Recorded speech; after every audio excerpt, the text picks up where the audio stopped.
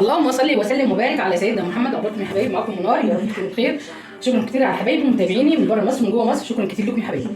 معاكم اكل بيت على قد الايد او ام منار زي ما انتوا بتحبوا وبتقولوا. النهارده عملنا صينيه السردينه الجميله القمر دي، شايفين منظرها؟ شايفين الجمال ما شاء الله؟ احنا هنحطها كده قدامنا وهناكلوا منها، واللي عايز في طبق هنطلعه. طبعا قلينا بقى شويه لسلمى، شايفين جمالها ما شاء الله. وعملنا رز مفلفل طبعا جوه في الفيديو كل حاجه عاملينها. عملنا الرز المفلفل اللي هو حبايه وحبايه زي في ناس ما بيقولوا عليه، جميل قوي مفرفر وجميل. وعملنا السلطه، وطبعا طبق المخلل الجميل القمر ده، خيار مخلل مقرمش جميل قوي، وفلفل حار نار سوداني. يا رب اكون بفيدكم فيديوهاتي يا حبايبي، يا رب تكون فيديوهاتي تعجبكم. ما تنسوش تعملوا لايك وشير وسبسكرايب وتفعلوا زر الجرس عشان يوصل لكم كل جديد من منار.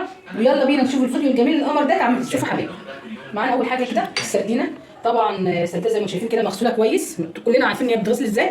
طبعا قبل ما نغسلها لازم تبقى عليها طبقه اللهم صل وبارك على سيدنا محمد قشر كده، القشر بتاع السردينه هنبدا نطلعه منها تمام لحد ما نوصلها لكده. بعد كده نغسلها ونشطفها مره واثنين وثلاثه لحد ما القشر كله ما يكونش عليها. انا كده غسلاها طبعا، ما حبيتش ان انا اغسلها قدامكم واعمل القشر قدامكم. كلنا عارفين القشر ده بينشال ازاي، هنجرده كده بالكزلك او بالسكينه وبالراحه كده بشويه عشان طبعا ما تتسلخش مننا او تتجرح مننا. طبعا انا مش بحب اشيل الراس ولا البطن، لان اللهم صل وبارك على سيدنا محمد السردينه ديت طازه ولسه ما شاء الله، لسه جايه طازه ما شاء الله من البحر. القلب ده بيبقى كله دهن، فطبعا لما ما بتستوي بتخلي طعم السردينه طعمها جميل، ما بتحتاجيش زيت كتير. قطعنا كده توم شرايح خفيفه زي ما قدامكم كده، الشرايح بتاعته تكون خفيفه كده. قطعنا طماطم طبعا عملناها قشرناها الاول وبعد كده قطعناها كده قطع صغننه. قطعنا فلفل الوان زي ما قدامكم كده، قطعناها شرايح عاديه وسط كده مش شرايح عريضه. هنحتاج حوالي ليمونتين، عصير ليمونتين. هاخد حوالي عصير ليمونه ونص وهسيب شويه عصير ليمون علشان خاطر ان انا هاخد شويه اتبلهم عشان هنحمرهم عشان سلمى عندي مش بتاكل اللي في الصينيه. معانا معجون طماطم، طبعا دي كانت معانا في الفريزر، عندنا في الفريزر. هحط لها شويه ميه دافيه عشان تكون سريعه وتتفك معايا بسرعه. هحتاجها مش كده، هحط عليها شويه ميه، مش هحط ميه تاني على السردين. طبعا هنحتاج زيت، اي نوع زيت انت بتستعمليه زي ما قدامكم كده. اول حاجه كده يا حبايبي، ومعانا ملح وبهارات هجيبهم. اول حاجه كده معانا صينيه يا اما مدوره يا اما قارب اللي عندك هتعملي فيه سردين. انا بحب ان انا اعملها في صينيه مدوره عشان تبقى داير ميلون وشكلها جميل. دايما الصينيه دي انا مخصصاها للسردين. وفي صينيه كمان برضه هي صينيه بيتزا، فطبعا بتغسلها كويس وبتهتمي ما بيكونش فيها ريحه زفره ولا حاجه. حط ده كده على جنب المقادير بتاعتنا.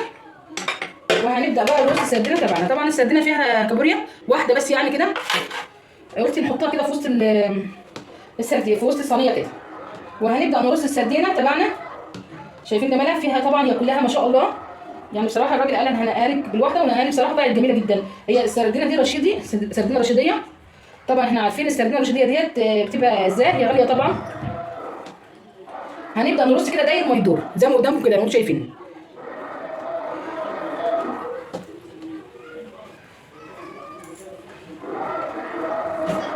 شايفين؟ بسم الله ما شاء الله. انا بحب ان انا ارص الصينيه داير ما يدور كده، بتبقى شكلها جميل وبتفتح نفسي كده الاكل كده، نفس بناتي. فسبحان الله العين بتاكل قبل البق.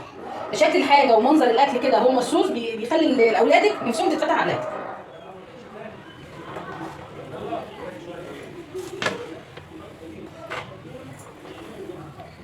زي ما قدامكم كده رصيت الرصه الجميله ديت. شايفين جمالها؟ بسم الله ما شاء الله. هبدا بقى احط شويه توابل. التوابل دي طبعا شكلها على بعضها، يعني كل كمون وجنزبيل وكزبره وشطه، فيها كل حاجه.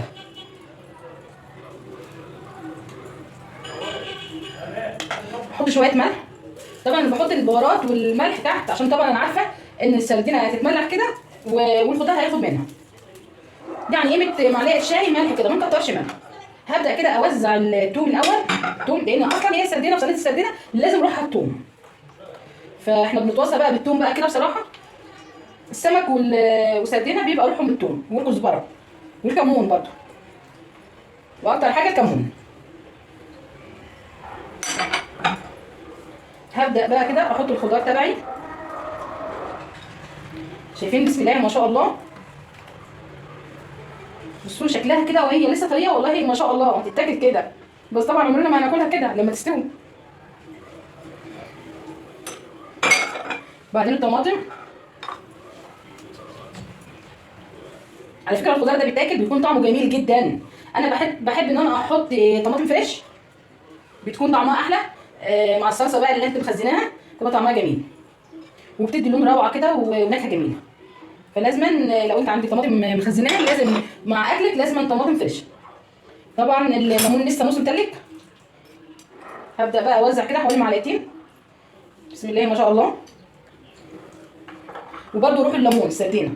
هبدا كده احط الصلصه دي لسه مجمده، حاول ان انا افكها. بصوا سهله وبسيطه وما فيهاش اي صعوبه. طبعا هتكوني مجهزه الفرن يكون شغال، ولا يا فرن البوتاجاز يا الفرن الكبير اللي انت بتخبزي فيه. طبعا انا هحطها في فرن البوتاجاز.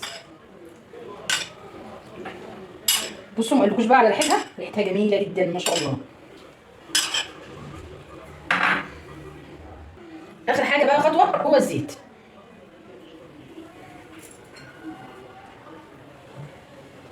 هنحط بشويش كده داير ما يدور عشان طبعا تكون مغموره بالزيت. شايفين الجمال؟ بسم الله ما شاء الله لا حول ولا قوه الا بالله. جميله جدا روعه والله، شكلها جميل قوي. هندخلها بقى الفرن بقى وارجع لكم بقى واحنا بنعمل الرز مع بعضنا، رز مفلفل. هنجري السردانه اللي احنا سيبناها على جنب، طبعا هنبهرها.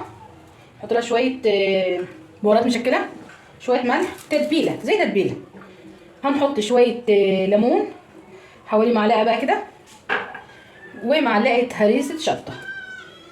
هريسه الشطه دي عليها توم طبعا. وهنبدا بقى نقلب السمك كده السردينه علشان تشرب من التتبيله. وهنسيبها بقى كده على جنب قيمه نص ساعه، وهنشوف الخطوه بعد كده هنعمل فيها ايه يا حبايبي. كده بسم الله ما شاء الله اتغمرت بكل التوابل. هسيبها بقى كده على جنب. كده بقى معانا الحله حطيناها بقى على النار. هنبدا نفضي شويه زيت. هبدا اخد شويه رز، حوالي 3 معالق رز، مع التقليب المستمر زي ما تحمري الشعريه بالظبط لحد ما يبقى لون الرز ذهبي.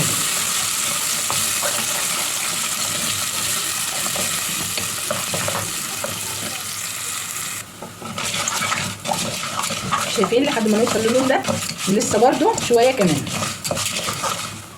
كده تمام. انا كده عايزاه اللون ده زي ما قدامكم، لون ذهبي. بلاش نغمقه علشان خاطر ما يمررش معانا واحنا بناكل. هنبدا بقى نحط رز بالشويه بقى الحلوه بقى، لازم نقلبه شويه. الشويه كمان كده اقول لكم عليها، لازم نحط شويه فلفل اسود بقى كده مع رز الشعريه. رز مفلفل بيخلي النكهه جميله والطعم روعه. كده الرز تبعنا حبايه وحبايه، زي ما في ناس بتسميه حبايه وحبايه، حبايه لون وحبايه بيضه، حبايه اصفر ذهبي، حبايه بيضه، زي ما انتم عايزين. هبدا بقى كده. هو خلاص انا سبته لحد ما يمسك شويه، هبدا انا احط زود يا دوبك كده اغطيه، لان الرز انا نعاه مش هحتاج ان انا اكتر له ميه. اذا احتاج بعد ما هدي عليه النار شويه ميه هزود. طبعا الرز تبعك بقى انت بيحتاج ميه كتير ميه قليله، انت اللي هتتحكمي في الميه يا حبيبتي. وعلى قد ما تقدري قللي ميه وتشوفي لو احتاج شويه صغيرين تزودي. بدل ما يطلع معانا هنا معايا شويه دقيق عليهم معلقه نشا. لو انت ما تبلتيش السردينه طبعا هتبهري الدقيق مع النشا. احنا بنحط نشا علشان طبعا السمك لما يتقلى بيكون مقرمش وطعمه جميل ومش يشرب زيت كتير. هنعمله كده، نغمره كده بالدقيق. طبعا ما نكترش الدقيق كتير عشان خاطر ما يتفضلش معانا ونرميه في الزباله. شويه بشويه، لو احنا احتاجنا نحط تاني مفيش مشكله. احنا مولعين طبعا على الطاسه فيها شويه زيت. طبعا انا حطيت شويه زيت كده وكده خلاص عملت الدقيق ونفضته. وهبدا كده ان انا ارص السمك تبعي.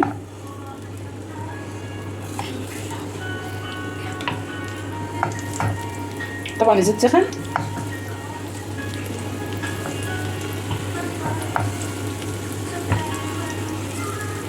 مكترش زيت كتير. طبعا شايفين الغلاء عامل معانا ازاي، فطبعا ما نهدرش في زيت كتير حرام يعني. ادي الرز تبعنا بسم الله ما شاء الله، رز مفرفر وجميل. يا دوبك عليه قيمه نص كوبايه ميه. بدات ان انا اهد عليه النار قوي وكده منظره وجمال ما شاء الله. طعم بقى حكايه والريحه بقى ما اقولكوش. هنلف بقى على النار كده. هنبدا بقى نقلب السمك سردينه. شايفين لونها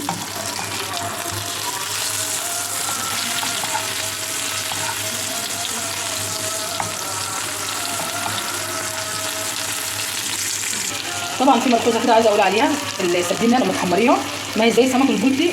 سمك البلطي بيغيب في السوا لانه بيكون كبير شويه، انما السردينه بتكون على النار العاديه على العين الكبيره عادي عشان ما تنشفش معانا. فنخلي النار عاديه خالص، ماشي، لا هاديه ولا وسط، النار العاديه عشان ما تنشفش منها وتطلع بالمنظر ده قدامنا، لان احنا عايزين نلاقي فيها لحم جوه. لان انت لو هديت النار طبعا هتلاقيها ناشفه ومش هتلاقي فيها لحم وهتغيب معاكي ولما تتحمر. عايزه اقول لكم السردينه بسم الله ما شاء الله، شايفين هي بتغلي ما شاء الله، لا حول ولا قوه الا بالله. خلاص هي قدامها يعني يا دوبك 5 دقايق وبعد كده هرفعها فوق، اخلي مش كده يا حبايبي زي ما قلت لكم ما شاء الله لا حول ولا قوه الا بالله. صينيه السردينه شكلها جميل قوي ما شاء الله. شايفين جمالها؟ شايفين الكابوريايه جميله قوي ما شاء الله، لونها اتغير ما شاء الله. شايفين الجمال ما شاء الله. هتمشي على نفس الخطوات. وكمان السردينه المقليه شايفين جمالها. ودي السردينه المقليه زي ما قدامكم، طعمها جميل وروعه. هوريكم بس اللحمه بتاعتها، شايفين جمالها بيضه وجميله. هوريكم كمان في الصينيه، شايفين جمالها ما شاء الله لا حول ولا قوه الا بالله، جميله جدا. الريحه بقى ما اقولكوش جميله قوي. ما تنسوش تعملوا لايك وشير وسبسكرايب وتفعلوا زر الجرس كده عشان يوصل لكم كل جديد من منور. والسلام عليكم ورحمه الله وبركاته.